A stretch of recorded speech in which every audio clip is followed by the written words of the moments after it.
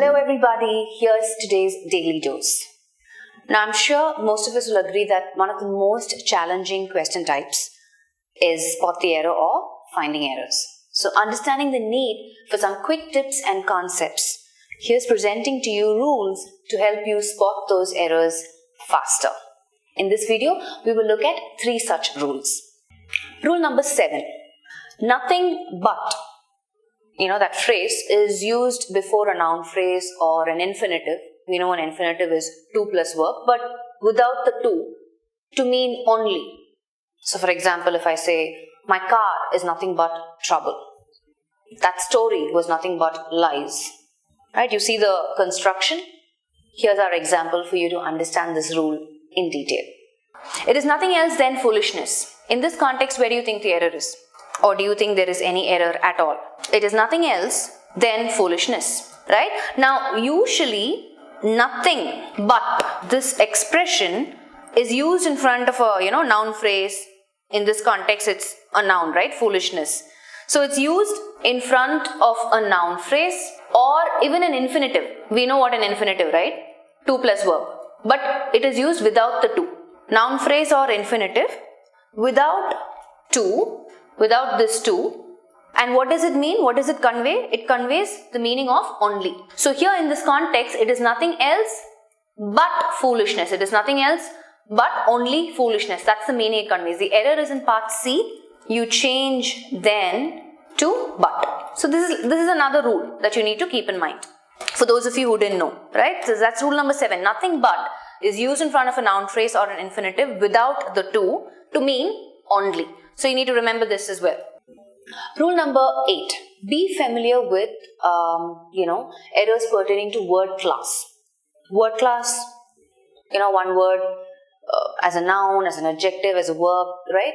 So you should be able to spot in this particular construction or in this sentence, the part that has an error. You need to decide, do I need an adjective or a noun or a verb to help me, complete the sentence grammatically and meaningfully.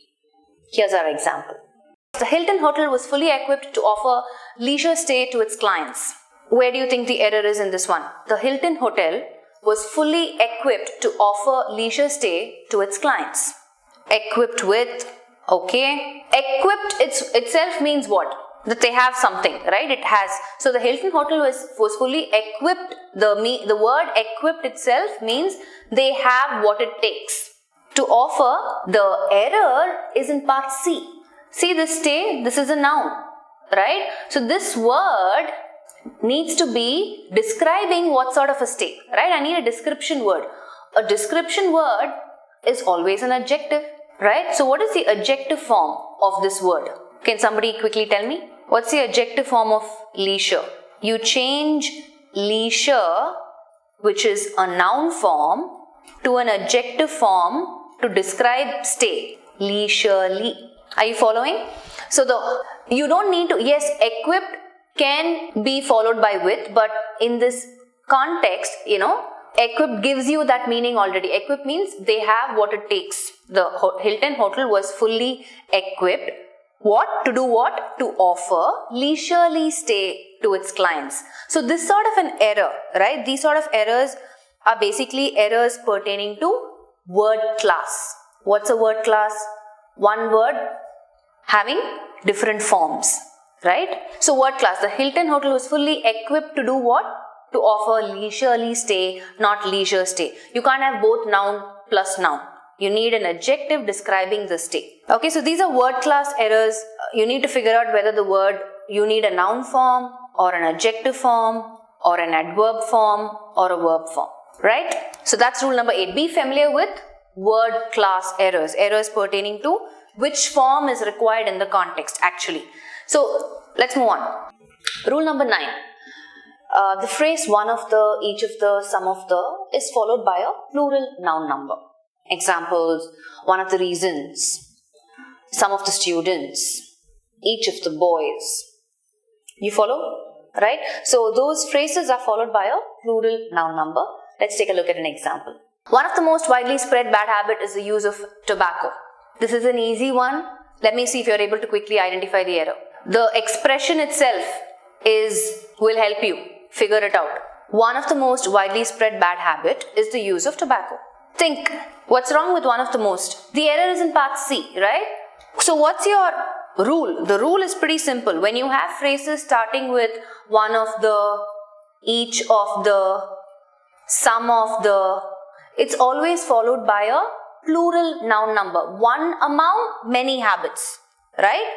Let's look at some example sentence. One of the reasons why we crave for love is that love is the only cure for loneliness. I mean, that's a pretty long sentence. Anyway, so one of the reasons, it's not saying one of the reason. Each of the students is responsible, right? Each of the students, not student, responsible for doing his or her work, right? Some of the best games, again, I'm not saying games, right? Some of the best games I've seen over the last few years have been ladies' football matches, okay? I'm sure this example was written by a guy. So anyway, so did you notice one of the reasons, each of the students, some of the best games. So here I need habits. So what sort of an error is this? You just need to remember this. This is a rule, right? The phrase one of the, each of the, some of the is always followed by a plural noun number. That's rule number 9. That's all we have for this video. Thank you for watching. Don't forget to subscribe to our channel. I'll be back with yet another tip soon. Until then,